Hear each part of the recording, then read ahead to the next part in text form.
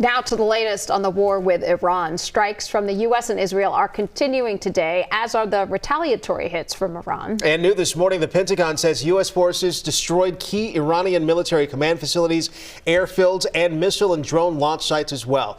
We also know that so far, 6 U.S. service members have been killed. And as the fighting continues, lawmakers on Capitol Hill remain divided. On Monday, Secretary of State Marco Rubio warned that the next phase of the operations will be even more punishing on Iran.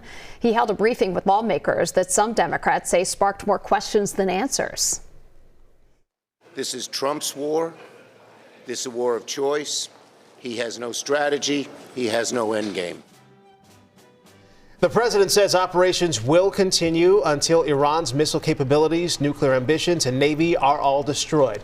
The president added in a lengthy social media post overnight that U.S. ammunition stockpiles have never been higher and that wars can be fought forever using those supplies. We projected 4 to 5 weeks, but we have capability to go far longer than that.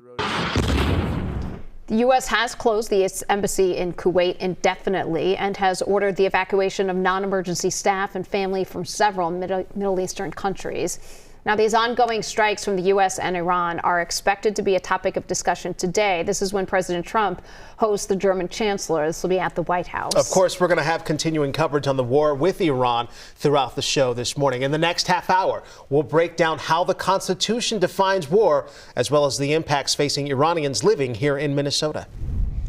New this morning, Minnesota's Attorney General is now taking legal action. This is in the fight for Medicaid funding. You may remember the Trump administration announced a temporary pause to hundreds of millions of dollars, citing that crackdown on fraud. Our Bear Leone has been following this story for us and joins us now live with the new action that the Attorney General is taking. Barrett? Yeah, right now the state of Minnesota says it may have to cut back health care for low-income families if that funding you mentioned is withheld. It's why Minnesota Attorney General Keith Ellison and the State Department of Health and Human Services is suing the Trump administration in an attempt to stop that funding freeze. Now, the lawsuit is asking a U.S. court to issue a temporary restraining order to block the feds from halting $243 million in Medicaid funding, which is the healthcare safety net for low-income Americans. Now, this comes after the Trump administration announced it would pause $259 million in Medicaid funds. More than 1 million Minnesotans rely on Medicaid for their health insurance. Now, this lawsuit filed Monday names the Center for Medicare and Medicaid Director, Dr. Mehmet Oz, and Department of Health and Human Services Secretary Robert F. Kennedy Jr. It claims the administration violated due process procedures, the Constitution, and failed to provide the state with details about its decision. In a statement to our newsroom, Ellison says in part, quote, the Trump administration's MO is to cut first, no matter what the law says or who gets hurt, and ask questions later, if at all. These cuts are the latest in a long series of efforts to go around the law to punish Minnesotans. Now, of course, this comes after Vice President J.D. Vance's funding freeze announcement last week. The Trump administration says it wants stronger oversight, especially in high-risk programs here in Minnesota. And here is a bit of what Vance said last week during that announcement. All we need the governor and the administration in Minnesota to do is something quite simple, which is to show that before you give Medicaid funds to somebody, you're taking seriously whether they provided the services that they say that they're providing. Now, Ellison said his office has a strong track record of fighting fraud. Since he's been in office, he says he's won more than 300 Medicaid fraud cases.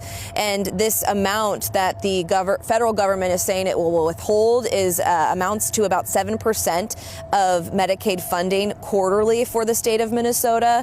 And state officials are asking for a temporary restraining order by the end of the week. Yeah, that's a big lifeline for a lot of people. We'll have to wait and see where this Medicaid fight goes. Barrett Leone, live outside the state capitol. Barrett, thanks.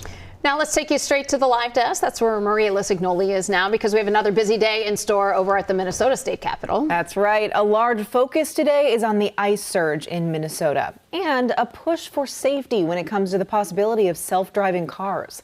A press conference and committee hearing are planned for this morning on a bill to end local ICE agreements.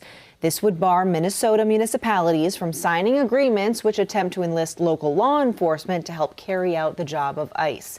Then Republicans are hoping to align Minnesota tax code with federal tax code changes to allow no tax on tips or overtime. The hang-up on that one for some is that would have a big hit to the state budget during a time where spending is outpacing revenue. Also planned for the Capitol today, a rally outside the House chamber related to Waymo's self-driving cars coming to Minnesota. The company announced in November their intentions to launch here in the state, and you've maybe seen the cars out and about already.